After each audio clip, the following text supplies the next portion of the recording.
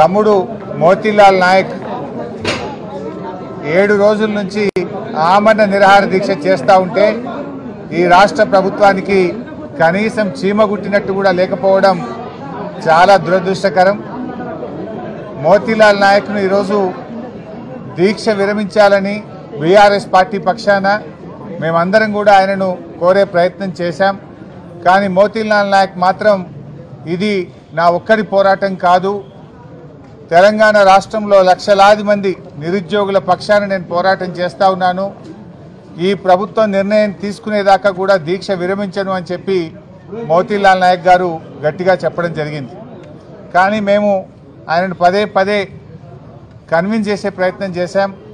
అందరం మీ వెంట ఉంటాం, కలిసి పోరాడదాం, ప్రాణం ముఖ్యం, తల్లిదండ్రులు నీకు లేరు, తండ్రి లేడు, తండ్రి లేని పిల్లడు, నీకు అనేక బాధ్యతలు ఉన్నాయి, దీక్ష విరమించాలని చెప్పి మేము చాలా రకాలుగా మోతీలాల్ నాయక్ను కన్విన్స్ చేసే ప్రయత్నం చేశాం. ఈరోజు ఈ ప్రభుత్వం ఎట్లా తయారైందంటే మొద్దు నిద్రపోతూ ఉంది. ఆ రోజేమో ఎన్నికల ముందు నిరుద్యోగుల మీద కపట ప్రేమ చూపించి నిరుద్యోగులను ఎన్నికల కోసం వాడుకొని ఎన్నికల ముందు హామీలు ఇచ్చి ఇప్పుడు ఎన్నికలై గద్దెనెక్కిన తర్వాత ఆ నిరుద్యోగుల గుండెల మీద తన్నుతా ఉంది రేవంత్ రెడ్డి ప్రభుత్వం. ఓడదాటేదాకా ఓడమల్లప్ప, ఓడదాటినాక బోడమల్లప్ప లెక్క నేటి కాంగ్రెస్ ప్రభుత్వం ఈ పార్టీ యొక్క పరిస్థితి తయారైంది.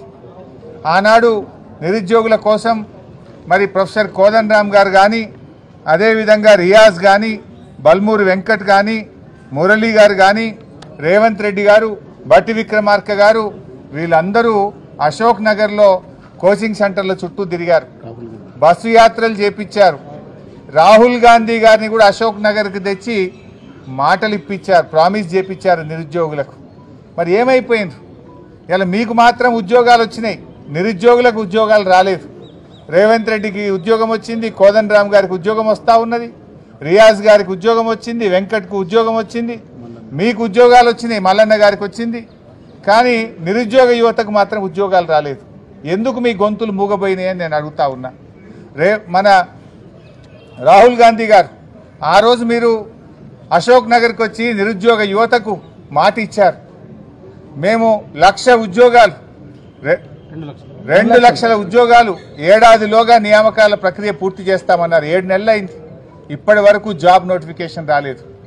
మేము జాబ్ క్యాలెండర్ ఇస్తామని చెప్పారు, 2 లక్షల ఉద్యోగాలు సంవత్సరంలోగా నింపుతామని చెప్పి ఇవాళ 7 నెలలైనా జాబ్ క్యాలెండర్కు అతిగతి లేదు.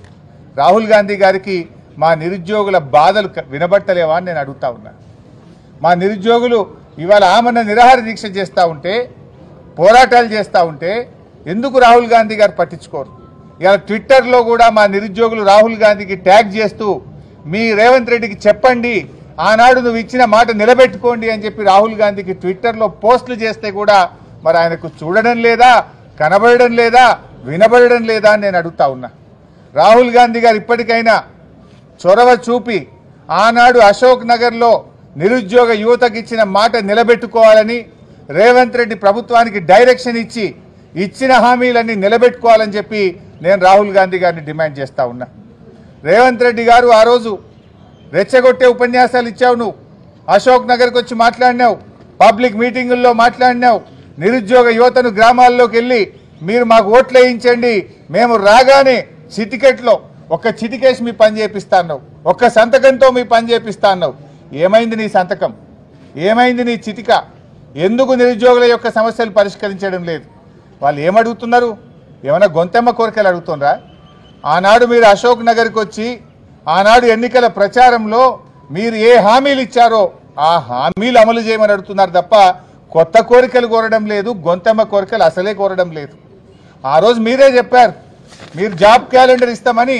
ఒకవైపు రేవంత్ రెడ్డి గారు, ఇంకొక వైపు బట్టి విక్రమార్క సంతకాలు పెట్టి బాండ్ పేపర్ల మీద రాసిచ్చారు. మీరు ఏమైనాయి మీ సంతకాలు? ఏమైనాయి మీ బాండ్ పేపర్లు? అసెంబ్లీలో ఆ రోజు ప్రతిపక్ష స్థానంలో ఉండి ఇదే బట్టి విక్రమార్క గారు 1:100 పరీక్ష పెట్టాలని అడిగారు. ఎందుకు పెట్టరు అని అడుగుతా ఉన్నా. అంటే ప్రతిపక్షంలో ఒక మాట, అధికారంలో ఇంకో మాట ఉంటుందా? ఆ రోజు ప్రొఫెసర్ కోదండరామ్ గారు ఇదే నిరుద్యోగులను రండి అని కాంగ్రెస్ పార్టీ ఆఫీస్కు తీసుకుపోయారు, బస్సు యాత్రలకు తీసుకుపోయారు, మేమున్నామని భరోసా ఇచ్చారు. అధికారం రాగానే మీ సమస్యలు పరిష్కరిస్తామన్నారు. ఇవాళ పోయి మా నిరుద్యోగ యువకులు మాట్లాడితే ఇది కాన్స్టిట్యూషనల్ బాడీ ఏమీ చేయలేమని చేతులు ఎత్తుతున్నారు. ఆ రోజు మీకు తెలియదా? మీరు ప్రొఫెసర్ కదా, మీరు మేధావులు కదా, అయినా అది చేయడానికి అవకాశం ఉంది. గతంలో ఉమ్మడి ఆంధ్రప్రదేశ్లో వైఎస్ రాజశేఖర రెడ్డి గారు ముఖ్యమంత్రిగా ఉన్నప్పుడు ఇదే విధంగా నిరుద్యోగ యువత నుంచి డిమాండ్ వస్తే ఆ రోజు 1:100కు అవకాశం కల్పించారు. విడిపోయిన ఆంధ్రప్రదేశ్ రాష్ట్రంలో మొన్నటిదాకా ఉన్న జగన్మోహన్ రెడ్డి గారి ప్రభుత్వం కూడా 1:100 అక్కడ నిరుద్యోగ యువత డిమాండ్ మేరకు మరి నోటిఫికేషన్ ఇచ్చిన తర్వాత కూడా వారు కూడా అక్కడ చేయడం జరిగింది. మరి ఉమ్మడి ఆంధ్రప్రదేశ్లో సాధ్యమైనప్పుడు, కొత్తగా ఏర్పడ్డ ఆంధ్రప్రదేశ్లో సాధ్యమైనప్పుడు మన రాష్ట్రంలో ఎందుకు సాధ్యం కాదో రేవంత్ రెడ్డి గారు సమాధానం చెప్పాలి, కోదండరామ్ రెడ్డి గారు సమాధానం చెప్పాలని చెప్పి నేను డిమాండ్ చేస్తాను. ఇలా ప్రజాపాలన అన్నారు మీరు. ప్రజాపాలన అంటే ఇదేనా? మా నిరుద్యోగ యువకులు ప్రజాభవన్కు వెళ్ళి చిన్నారెడ్డి గారి కాళ్ళు పట్టుకున్నా వీళ్ళకి కనికరం రాదు. చిన్నారెడ్డి గారు మరి మాట్లాడతా అని చెప్పిండు, ఏమైపోయింది? నీ ప్రజాపాలన, నీ ప్రజాభవన్ ఇదేనా అని నేను అడుగుతా ఉన్నా. ఇవాళ మా యువకులు ఎవరైనా ట్విట్టర్లో పోస్టులు చేస్తే, సోషల్ మీడియాలో పోస్ట్ చేస్తే భయభ్రాంతులకు గురి చేస్తున్నారు. నీ నంబర్ కౌంట్ అవుతున్నది, నువ్వు పోస్ట్ చేసినావు, నీ సంగతి చెప్తాం, నీ మీద కేసులు పెట్టమని ఇవాళ నిరుద్యోగ యువకులను భయభ్రాంతులకు గురి చేస్తున్నారు. అంటే పిల్లల్ని బెదిరించడం, పోస్టులు డిలీట్ చేయమనడం, ధర్నాలు చేస్తే, హక్కుల కోసం పోరాడితే, మీరిచ్చిన హామీల కోసం ప్రశ్నిస్తే ఆ పిల్లల్ని బెదిరించడమే ప్రజాపాలన అని నేను అడుగుతా ఉన్నా. ఇదేం పద్ధతి అని అడుగుతా ఉన్నాం. ఇవాళ పిల్లలు అడుగుతున్నటువంటిది కేవలం న్యాయమైన డిమాండ్లు అడిగారు. ఆ రోజు మీరు ఇచ్చిన హామీల గురించి అడుగుతా ఉన్నారు. మొట్టమొదటి డిమాండ్ పిల్లలు అడుగుతున్నది, మీరు ఇచ్చిన హామీ ప్రకారం 2 లక్షల ఉద్యోగాలకు తక్షణమే జాబ్ క్యాలెండర్ విడుదల చేయాలని చెప్పి మేము నిరుద్యోగ యువకుల పక్షాన ఈ ప్రభుత్వాన్ని డిమాండ్ చేస్తూ ఉన్నాం. రెండవది, ఈరోజు గ్రూప్ 1 ఎగ్జామ్స్లో మరి గత ప్రభుత్వాలు ఇచ్చిన విధంగా మీరిచ్చిన హామీ మేరకు 1:100కు మెయిన్స్ పరీక్షకు పిల్లలకు అనుమతించాలని చెప్పి డిమాండ్ చేస్తూ ఉన్నాం. మూడవది, గ్రూప్ 2, గ్రూప్ 3లో ఆ రోజు మీరు పోస్టుల సంఖ్య పెంచుతామన్నారు. గ్రూప్ 2లో 2000 పోస్టులు యాడ్ చేయాలని, గ్రూప్ 3లో 3000 పోస్టులు యాడ్ చేసి తక్షణమే గ్రూప్ 2, గ్రూప్ 3 ఉద్యోగాల సంఖ్యను పెంచి పరీక్షలు నిర్వహించాలని చెప్పి ప్రభుత్వాన్ని డిమాండ్ చేస్తూ ఉన్నాం. నాలుగో విషయం, ఆ రోజు జీవో 46 రద్దు చేసి తీర్తామని మీరు హామీ ఇచ్చారు పిల్లలకు. మరి ఇవాళ ఎందుకు చేస్తలేరు? మరి ఆనాడు మీరు ఎమ్మెల్యేలుగా ఉన్నారు, ప్రజాప్రతినిధులుగా ఉన్నారు. ఆ రోజు జీవో 46 రద్దు చేస్తాం మా ప్రభుత్వం రాగానే అన్నారు. ఇవాళ ఎందుకు చేయడం లేదు? 7 నెలలైనా జీవో 46 గురించి ఎందుకు నోరు మెదపడం లేదు? ఇచ్చిన హామీ నిలబెట్టుకోవాలని చెప్పి కాంగ్రెస్ ప్రభుత్వాన్ని నేను డిమాండ్ చేస్తూ ఉన్నా. అదేవిధంగా డిఎస్సి, మీరు ఆ రోజు 25,000 ఉపాధ్యాయ ఉద్యోగాలు ఖాళీగా ఉన్నాయి. మేము రాగానే 25,000 ఉపాధ్యాయ ఉద్యోగాలతో మెగా డిఎస్సికి నోటిఫికేషన్ ఇస్తామన్నారు. ఎందుకు మరి 11,000 ఇచ్చారు? ఇచ్చిన మాట ప్రకారంగా మరో 14,000 ఉద్యోగాలు పెంచి ఆ 25,000 ఉద్యోగాలు ఉపాధ్యాయ ఉద్యోగాలను భర్తీ చేయాలని చెప్పి నేను ప్రభుత్వాన్ని డిమాండ్ చేస్తూ ఉన్నా. ఇవాళ వాస్తవానికి ప్రైమరీ స్కూళ్ళలో టీచర్లు లేరు. ఈ మధ్య స్కూల్ అసిస్టెంట్లుగా 9,000 మంది ఉపాధ్యాయులకు ప్రమోషన్లు ఇస్తే చాలా స్కూళ్ళల్లో టీచర్లు లేని పరిస్థితి ఉన్నది. ప్రైమరీ స్కూళ్ళల్లో అనేక చోట్ల టీచర్లు లేరు, ఖాళీలు ఉన్నాయి. తక్షణమే ఆ ఖాళీలను లెక్క చేసి ఈ ఉద్యోగాల సంఖ్యను 25,000కు పెంచి మెగా డిఎస్సి 25,000 ఉద్యోగాలతో నింపాలని చెప్పి ఆ డిఎస్సి పిల్లల పక్షాన మేము డిమాండ్ చేస్తూ ఉన్నాం. నిరుద్యోగ భృతి అన్నావు, రాగానే 4,000 రూపాయలు నిరుద్యోగ భృతి ఇస్తా అన్నావు. ఏమైంది నిరుద్యోగ భృతి? ఎందుకు మాట్లాడతలేవు? రాహుల్ గాంధీ గారు ఎందుకు నిరుద్యోగ భృతి ఇవ్వమని రేవంత్ రెడ్డి గారికి చెప్పడం లేదు అని నేను అడుగుతా ఉన్నా. మొన్న వచ్చి రాహుల్ గాంధీ గారు 6 గ్యారంటీల్లో 5 అమలైపోయినాయని ఎన్నికల్లో ప్రచారం చేశాడు. ఎక్కడైనా ఒకసారి రివ్యూ చేయండి. నిరుద్యోగ భృతి ఎక్కడొచ్చిందో చెప్పండి. తక్షణమే ఈ రాష్ట్రంలో ఉండే నిరుద్యోగ యువకులకు ఇచ్చిన హామీ ప్రకారంగా 4,000 నిరుద్యోగ భృతి ఇవ్వాలని మేము డిమాండ్ చేస్తూ ఉన్నాం. ఇలా తమ్ముడు మోతీలాల్ ఆరోగ్యం బాగా క్షీణిస్తూ ఉంది, కిడ్నీలో నొప్పి వస్తూ ఉంది అంటున్నారు, ఛాతీలో నొప్పి వస్తూ ఉందని తమ్ముడు చెప్తా ఉన్నాడు. ఒకవేళ మోతీలాల్ ఆరోగ్యానికి ఏదైనా జరిగితే ఈ ప్రభుత్వమే బాధ్యత వహించాలని చెప్పి కూడా నేను హెచ్చరిస్తా ఉన్నా. ఇన్ని రోజులైనా 7 రోజుల నుంచి నిరాహార దీక్ష చేస్తే ప్రభుత్వం నుంచి ఎందుకు మంత్రులు మాట్లాడారు? ఎందుకు ముఖ్యమంత్రి గారు స్పందించారు? ఏమైంది? ఆనాడు ఉద్యమాలని చెప్పి ఈ పిల్లల్ని ఎన్నికల్లో వాడుకున్నటువంటి మేధావులు నాయకులు ఇవాళ ఎక్కడ పోయిందో అని నేను అడుగుతా ఉన్నా. మోతీలాల్ ఆరోగ్యం మీకు పట్టదా? మోతీలాల్కి ఏదైనా జరిగితే ఎవరు బాధ్యత వహించాలి? ఎందుకు మీరు ప్రభుత్వం తరఫున కనీసం వచ్చి ఈ యువతులతో చర్చలు జరిపి వాళ్ళ న్యాయమైన కోరికలను ఎందుకు పరిష్కరించరు అని నేను అడుగుతా ఉన్నా. ఇప్పటికైనా ముఖ్యమంత్రి గారు స్వయంగా వచ్చి మోతీలాల్ నాయక్తో మీరు మాట్లాడాలి, వాళ్ళ సమస్యలు పరిష్కరించండి. వాళ్ళు అడుగుతున్నాయి న్యాయబద్ధమైనటువంటివి. మీరు ఆనాడు హామీలు ఇచ్చినే. నేను అడుగుతాను, రాహుల్ గాంధీ గారు మీరే కదా ఆనాడు అశోక్ నగర్ లైబ్రరీకి వచ్చింది. అశోక్ నగర్ లైబ్రరీకి వచ్చి ఆ రోజు మీరు చాలా ప్రేమ ఒలకపోసినారు, నిరుద్యోగులకు ఎంతో మాట ఇచ్చారు, నమ్మబలికారు.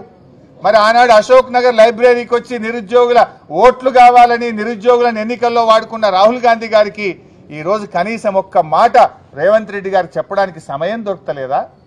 ఈ నిరుద్యోగుల కష్టాలు మీకు వినబడతలేవా అని నేను అడుగుతా ఉన్నా.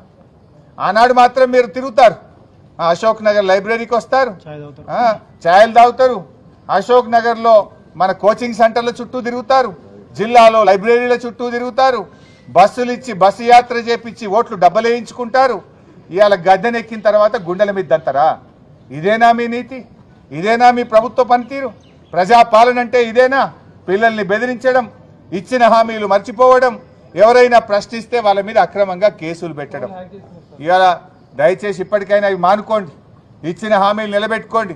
తక్షణమే ముఖ్యమంత్రి గారు, ఈ రాష్ట్ర ప్రభుత్వం ఈ నిరుద్యోగ యువకులతో చర్చలు జరిపి ఇచ్చిన హామీలు అమలు చేయాలని చెప్పి మేము డిమాండ్ చేస్తూ ఉన్నాం. రేపు అసెంబ్లీ సమావేశాలు ఎప్పుడు ప్రారంభమైనా ఈ ప్రభుత్వం మీద ఒత్తిడి తెస్తాం, అసెంబ్లీని స్తంభింపజేస్తాం. నిరుద్యోగ యువకులకు ఇచ్చిన మాట నిలబెట్టుకునేదాకా ఎంతవరకైనా తెగించి బీఆర్ఎస్ పార్టీ ఈ నిరుద్యోగ యువకుల పక్షాన నిలబడుతుంది. వీళ్ళ న్యాయబద్ధమైన ఈ కోరికలు, ఈ హామీలు అమలయ్యేదాకా పూర్తి అండగా ఉంటాం. దయచేసి మీరు కూడా మరి దీక్ష విరమించాలని మోతీలాల్ నాయక్ గారిని ఈరోజు మీడియా పరంగా కూడా ఆయనకు విజ్ఞప్తి చేస్తా ఉన్నా. లోపల కూడా దాదాపు 15 నిమిషాలు ఆయనను దీక్ష విరమించడానికి కన్విన్స్ చేసే ప్రయత్నం నేను కానీ, మా దేశపతి సీనన్న, లక్ష్మారెడ్డి ఎమ్మెల్యే గారు, రవీంద్ర నాయక్ ఎక్స్ఎమ్మెల్యే గారు, ఎర్రోళ్ళ శ్రీనివాస్ గారు, మా తమ్ముడు సీను అందరం కూడా ప్రయత్నం చేసినాం. కానీ ఆయన చాలా గట్టిగా, అన్న ఈ ప్రభుత్వం దిగాల్సిందే, న్యాయం జరగాల్సిందే, ఇది నా కోసం కాదు లక్షలాది మంది నిరుద్యోగుల కోసం నేను దీక్ష చేస్తున్నా అని చెప్పి ఆ తమ్ముడు చాలా గట్టిగా ఉన్నాడు. అందువల్ల తమ్మునికి ఏమైనా కాకముందే తక్షణమే ప్రభుత్వం స్పందించాలి, ముఖ్యమంత్రి దిగి రావాలి, ప్రభుత్వం చర్చలు జరపాలని చెప్పి కోరుతా ఉన్నా. పెద్దలు కోదండరామ్ సార్ కూడా నేను కోరుతా ఉన్నా, మీకు ఇవాళ ఎంతో గౌరవం ఉండే, మరి ఆ గౌరవాన్ని మీరు నిలబెట్టుకోండి. ఆ రోజు మీరు పిల్లల దగ్గరికి పోయారు, ఇవాళ పిల్లలు మీ ఇంటికి వస్తే కూడా మీరేమన్నారట, నాది పోస్ట్ మ్యాన్ జాబు అంటున్నారట. మీరు ఇది మీకు తగునా అని నేను అడుగుతా ఉన్నా. దయచేసి ప్రభుత్వం మీద ఒత్తిడి పెంచాలి, ఈ పిల్లల పక్షాన మీరు బాధ్యత తీసుకోవాలి. ఈ పిల్లల యొక్క న్యాయబద్ధమైన హక్కులు వాటిని ఈ ప్రభుత్వం చేత అమలు చేసే బాధ్యత పెద్దలు కోదండరామ్ గారు తీసుకోవాలని చెప్పి కూడా నేను మీడియా పరంగా వారికి కూడా విజ్ఞప్తి చేస్తా ఉన్నా.